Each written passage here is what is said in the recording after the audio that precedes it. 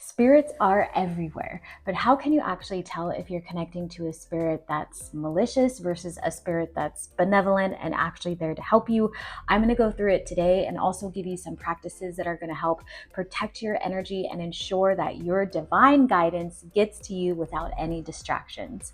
My name is Z. I'm the Fairy Medicine Woman, and I specialize in generational healing, spiritual growth, and manifestation. So let's begin with benevolent spirits. Benevolent spirits are spirits of love. You can think of them as your ancestors, they're your guides. Sometimes they even come through as destiny helpers, but they have a very unique energy about them. Most of the time when they come around and visit you, whether it's through a message through someone speaking or in actual energy form in your space, you're gonna feel an opening of your energy. You're gonna feel a frequency of love. You're gonna feel a presence that doesn't make your skin crawl, also help you feel uplifted. You have someone you haven't seen in a very long time, maybe it's a grandmother or a cousin or a best friend. You're gonna feel their energy, and you may even start to get visions about them, which likely means that they're around. Their messages are going to be more empowering. They're never ever going to be fear-based. That is a huge differentiation between the two,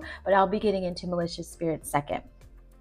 Your benevolent spirits are also going to guide you towards clarity, compassion, and aligned action, because benevolent spirits want you to be able to move forward on your path, want you to receive your divine inheritance, want you to have an amazing life. So they're going to be really present, but from the stance of we're here to love you and guide you and make sure that you can understand what we're saying and you can achieve your fulfillment. Our role is not to control your choices, but to remind you of your own power, your creativity, and your divine path. Think of benevolent spirits as mirrors of sometimes the inner love and workings within yourself as well. They will mirror it back to you, and that's always a good thing to pay attention to. Malicious spirits feed on the low frequency emotions like fear, confusion, and chaos. They might not always show up as the Hollywood version of scary, right? They may not be crawling on the floor and doing all these weird things,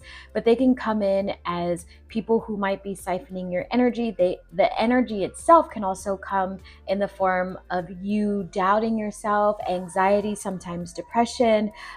They can come through what we call in hoodoo, a trickster spirit. It can come as false promises, anything along those lines that really keep you from being in your most aligned energy. When you interact with them, you will feel quite anxious. You'll feel very drained because they're literally pulling on you, right? Malicious spirits are not good at existing in light or generating love and things like that. It doesn't mean that they've always been that way. It just means that the state that they are in, they require your light and your love in order to feel good, because they can't generate it themselves. And you may also feel heavy, right? Like I know some folks have talked about this. Maybe if you hung out with like a group of friends or people you met and your energy was just like seeped out of you, it's because there's likely energies on them or in that space that are pulling on all of the amazing stuff that you have. A lot of the times malicious spirits will communicate in a way that is quite manipulative to get you to be confused or use fear-inducing tactics and even shaming. The whole point is to either take your light, siphon your light, or dim your light so then you can be a mirror of them. It's important to make sure that you are paying attention to who you are surrounded with and that you're cleansing your space. And they're always going to keep you from your freedom and your sense of love. So if at any time you feel like those are being threatened, then it's likely a malicious spirit. I do want to get into discernment because I feel like it's really important for you to be able to understand on a deeper level how you can protect yourself, because discernment is one of the biggest forms of protection. The thing that you really want to do is tune into your own energy. Do you feel physically, mentally, and energetically expanded, or do you feel contracted? Do you feel like you have to hide yourself? Do you feel like you can't be your most authentic self, right? And then there's moments where you really got to sit with that, because there's sometimes when we could be holding ourselves back because of an assumption, and then there's sometimes where we're actually not safe in that environment. So make sure that you're also differentiating between those two. And ask yourself, does this energy make me feel stronger or have a deeper sense of self, or does it make me question who I am at my very core in a way that is not healthy, right? Because sometimes things will help question you in order to give you growth and reflection, and then some things are just telling you that you're like bad. Is protection practices to help you ensure that you are only connecting with benevolent spirits instead of malicious spirits. So one of the first things that you can do is cleansing with smoke, sound, or prayer. I always talk about these. I love smoke cleansing. It's very sacred. It's a great way to lift low energies from your space, and depending on what you use, it can also lift your mood. Great way, smoke itself, to communicate with the spiritual realm. That's why it's used so often.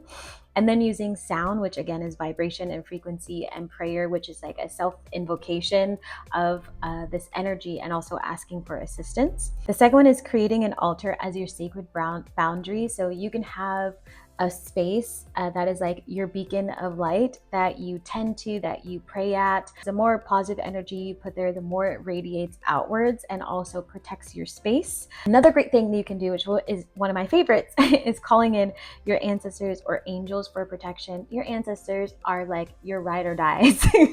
They will not let anything hurt you whatsoever. So the minute you call them in, they're going to come into the rescue. You can light your candles on your altars. You can pray to them, whatever you want to do.